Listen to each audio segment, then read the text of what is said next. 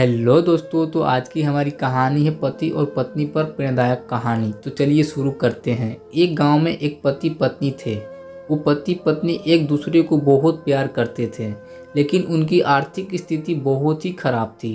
मगर वो पति पत्नी एक दूसरे का बहुत ही ख्याल रखते थे। एक दिन की बात है, पत्नी ने अपने पति से कहती है कि भगवान ने मुझे इतने खूबसूरत और लंबे बाल दिए हैं, लेकिन इन बालों में लगाने के लिए मेरे पास एक भी अच्छा हेयरपिन नहीं है। क्या तुम मुझे हेयरपिन लाकर दोगे? तभी पति अपनी पत्नी से कहता है कि तुम पागल हो, मेरी घड़ी की बेल्ट पिछले 10 दिनों से टूट गई है, लेकिन मेरे पास नया बेल्ट लाने के लिए भी पैसे नहीं है, तो मैं तुम्हारी हेयरपिन कैसे ला सकता हूँ। अगले दिन जब पति अपने काम से घर आ रहा था तो उसने रास्ते में एक घड़ी की दुकान देखी, तो उसने अपनी बिना बेल्ट वाली घड़ी को बेच दिया और जो भी पैसे मिला उन पैसे से वो कटलरी की दुकान पर पहुंचा और अपनी पत्नी के लिए एक सुंदर हेयरपिन खरीद ली और उससे लेकर वो अपने घर की ओर चलने लगा। घर पहुंचकर पति ने अपने दरवाज़ा खटखटाया। तभी पत्नी ने दरवाज़ा खोला तो पति कुछ देर तक अपनी पत्नी को देखता ही रहता है। तभी पत्नी ने अपने पति से कहा, क्या तुम भी भूत की तरह मुझे देख रहे हो? तभी पति बस इतना ही कह सका कि तुम्हारे लंबे बाल कहाँ गए? तब पत्नी ने कहा कि मैंने अपने बाल कटवा दिए और बेच डाले, और जो पैसे मिले उनसे आपकी घड़ी के लिए एक खूबसूरत बेल्ट लेकर आई हूँ।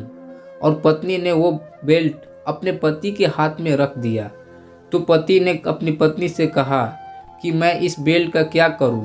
मेरे पास जो बिना बेल्ट वाली घड़ी थी उसको मैंने बेच दी, और जो पैसे मिले उनसे मैं तुम्हारे लिए ये सुंदर हेयरपिन लेकर आया हूं। एक दूसरे के लिए बेशुमार प्यार देखकर दोनों ने एक दूसरे को प्यार से गले लगा लिया।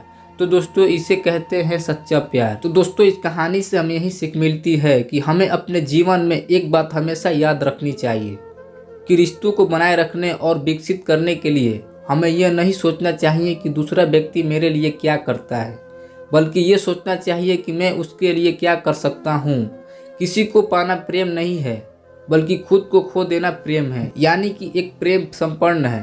प्रेम ही एक ऐसा धागा है जो पूरी दुनिया को आपस में जोड़कर रखता है।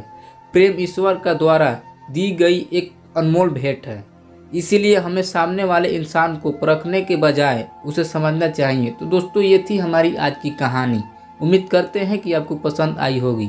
आपका क्या कहना है इस कहानी के बारे में कमेंट करके हमें ज़रूर बताएं।